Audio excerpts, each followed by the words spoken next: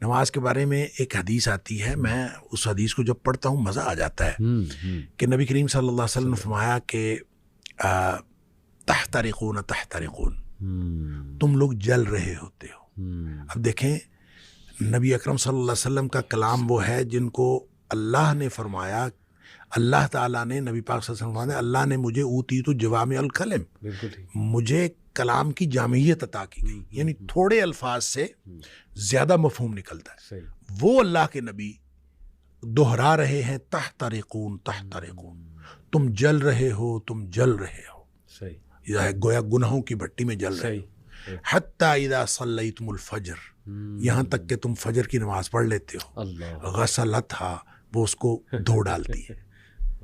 ثم تحترقون تحترقون، پھر تم نکلتے ہو تو پھر وہی دنیا ہے، وہی گناہ ہیں، وہی آنکھیں، وہی سماعتیں، کہاں کہاں تم پھر رہے ہو اور گناہ ہو رہے ہیں۔ شکر ہے آگے ظہر کی نماز کا وقت آ جاتا ہے، حتی اذا صلیتم الظہر غسلتھا، تم ظہر کی نماز پڑھتے ہو اس کو دھو ڈالتی ہے۔ یہاں اسی طرح نبی پاک صلی اللہ علیہ وسلم نے 5 نمازوں کا ذکر کیا، ثم تحترقون تحترقون، پھر تم گناہوں کی بھٹی میں جل رہے ہوتے ہو، آگے نماز آ جاتی ہے، غسلتھا، وہ اس کو دھو ڈالتی۔ لیکن جب عشاء کی نماز کی بات کی نا تو آپ نے فرمایا کہ حتی اذا صلیتم العشاء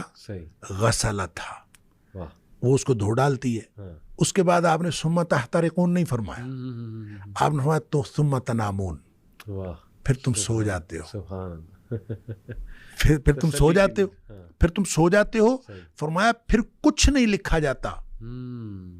یعنی پھر گویا وہ جو تحترقون ہو رہا تھا، گناہ ہو رہے تھے، وہ گناہ ختم ہو گئے۔ سوئے ہوئے کے آدمی کا تو کچھ نہیں لکھا جاتا۔ ویسے بھی نبی پاک صلی اللہ علیہ وسلم فرمایا رفع الاقلام عن ثلاث، 3 قسم کے لوگوں سے قلم اٹھا لیا جاتا ہے، تو سوئے ہوئے سے قلم اٹھا لیا جاتا، تمہارے اوپر کچھ نہیں لکھا جاتا حتی تستيقظوا، جب تک تم جاگ نہ جاؤ اس وقت تک کچھ نہیں لکھا جاتا۔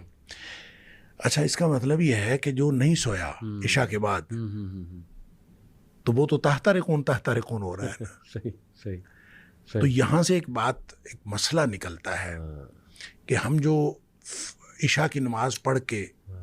جاگتے رہتے ہیں اور 11-12 بجے تک جاگتے رہتے ہیں تو ہم گناہوں کو سمیٹتے رہتے ہیں